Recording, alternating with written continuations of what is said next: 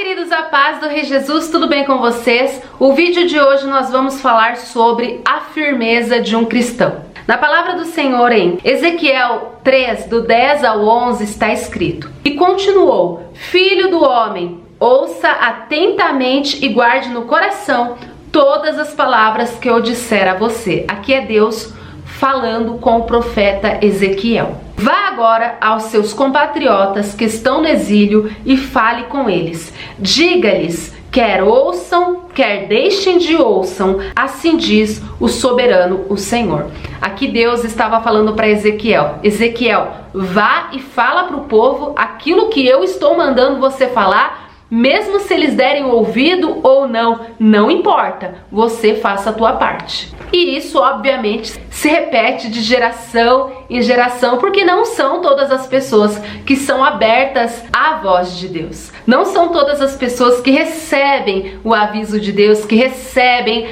a direção de Deus. Muitas pessoas são incrédulas. O profeta ele tem que saber lidar com essas situações. Nós que somos servos de Deus devemos nos preocupar somente com o que Deus pensa, com o que Deus vê e com o que Deus sabe ao nosso respeito. Porque é Ele que nos sustenta, é Ele que nos recompensa e é Ele que nos justifica, amém? E eu quero dividir com vocês uma experiência que eu tive e que isso edifique a tua fé e que isso te faça refletir em como de fato é ser um cristão espiritual, principalmente nos dias de hoje. Nessa geração que muitas vezes nós olhamos a comparar com gerações anteriores, dá pra ver como essa geração é fraca, como essa geração é mimizenta, como essa geração realmente desiste por tanta futilidade, desiste por tão pouco, enquanto gerações de cristãos passados eram jogados na arena para serem comidos por leões e mesmo assim não negavam ao Senhor. E hoje essa geração nega ao Senhor por uma gripe. Mas de qualquer maneira eu creio que a igreja ainda está na terra e eu acredito que ainda existem muitos verdadeiros cristãos que ainda, se for preciso, morrem por Cristo e não o negam. A vida de um profeta, a vida de uma pessoa que tem intimidade com Deus, ela não é perfeita, e quando uma pessoa começa a ter relacionamento e intimidade com Deus, é algo gradativo, é algo que vai crescendo com o tempo. Quando uma pessoa se converte, ela nasce como nova criatura, ela é vista no mundo espiritual como um bebê. E todo bebê tem que aprender a falar, aprender a ouvir, aprender princípios, aprender lições. Ele tem que crescer e aí ele vai evoluindo. Assim também é na vida do cristão. Que até mesmo o próprio Jesus, ele foi crescendo em entendimento. Ou seja, quando Jesus nasceu, ele era um simples bebê. Então ele precisou ler toda a Bíblia do Antigo Testamento, que era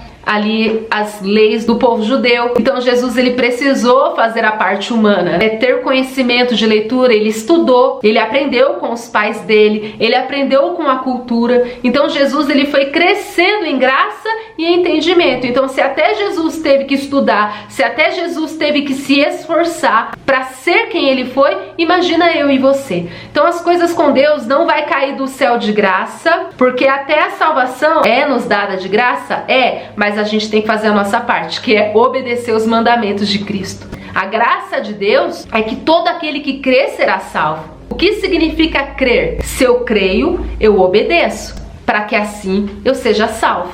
Então a gente tem que fazer a nossa parte. E nossa parte é muitas vezes renunciar às nossas vontades, suportar as tentações, amar os nossos inimigos, aceitar muitas vezes injustiça e deixar na mão de Deus, não se vingar, passar por humilhações e acreditar na recompensa, acreditar na justiça e esperar pelo tempo de Deus, esperar pelo agir de Deus. Então muitas vezes a nossa parte também é difícil, é sofrida muitas vezes, mas essa é a vida do cristão. Agora imagina na vida de um profeta, na vida de um servo de Deus, na vida de uma pessoa que busca ter intimidade com Deus. Não é do dia para noite que ela vai ter um relacionamento no mínimo estável com Deus, né? Um relacionamento que quando Deus fala, ela tem a convicção de que é Deus falando, como no caso de Ezequiel, quando ele ouvia a voz de Deus e ele tinha convicção do que ele falava. Elias, Moisés, todos de alguma maneira foram preparados, tiveram um tempo de preparo com Deus. E intimidade com Deus é algo muito individual. Eu tenho a minha intimidade com Deus, você tem a sua intimidade com Deus.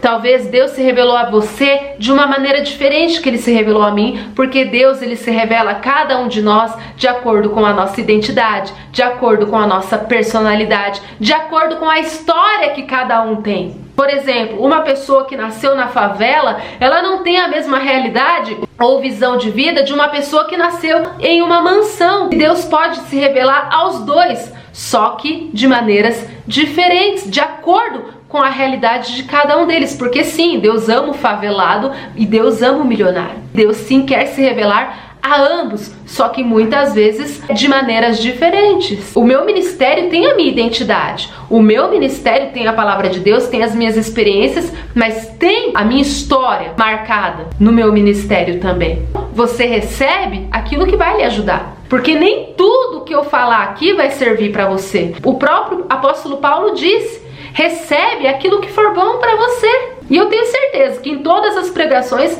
algo bom Deus tem para você, nem que seja ali ó, um alertinha. Então a gente tem que aprender a receber aquilo que está vindo de encontro à nossa vida. Para eu alcançar um nível, por exemplo, no dom de profecia, no dom de visão, eu tive que me aperfeiçoar, eu tive que buscar em jejum, em oração, em leitura bíblica, em conhecimento, né? Eu tive que estudar, buscar a teoria, mas também buscar viver o sobrenatural na prática, porque na Bíblia diz que é o Espírito Santo que nos ensinará todas as coisas.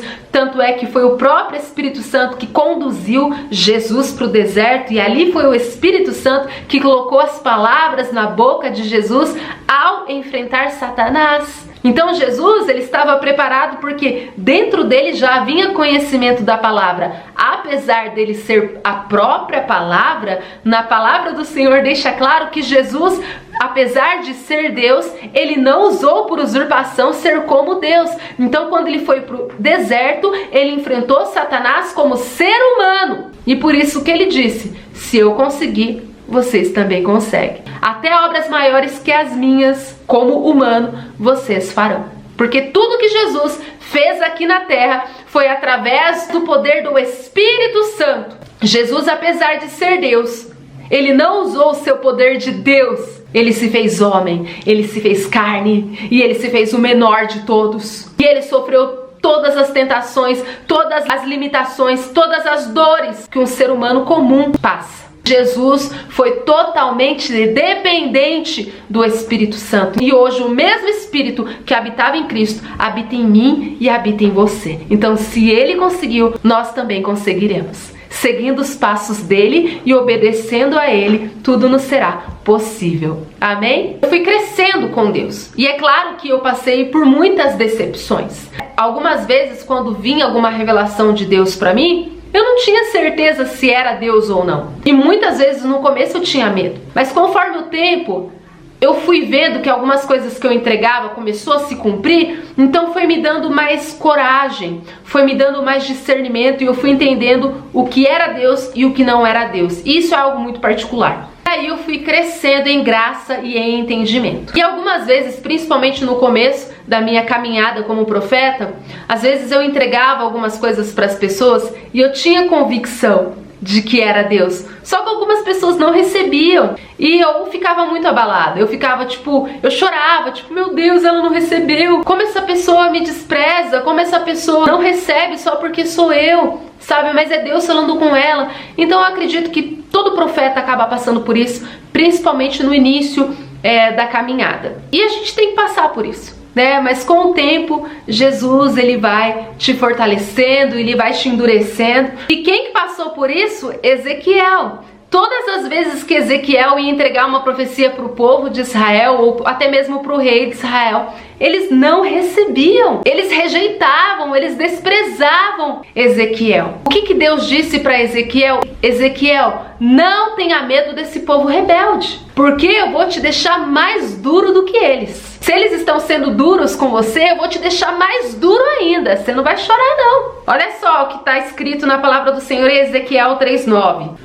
tornarei a sua testa como a mais dura das pedras, mais dura que a pederneira. Não tenha medo deles, nem fique apavorado ao vê-los, embora sejam uma nação rebelde. Então o que Deus falou para Ezequiel? Ezequiel, eles não estão recebendo? Eles estão te rejeitando? Pode ficar tranquilo, que você vai ser mais duro que eles. Eles estão sendo duros com você, eu vou te deixar mais duro que eles. Você vai ser mais duro ainda. Eles estão sendo difíceis com você, eu vou te deixar mais difícil ainda. É isso que Deus disse para Ezequiel. Ezequiel, eles vão ter que te engolir. Isso é a vida de um profeta. Ele sendo odiado ou sendo amado, ele vai ter que falar aquilo que Deus manda. Doa a quem doer, literalmente. Mas graças a Deus, chega uma fase na vida do profeta que ele alcança ali uma maturidade, né, uma intimidade muito legal com Deus, e aí ele começa a descansar e ele não se abala mais pelo que as pessoas falam.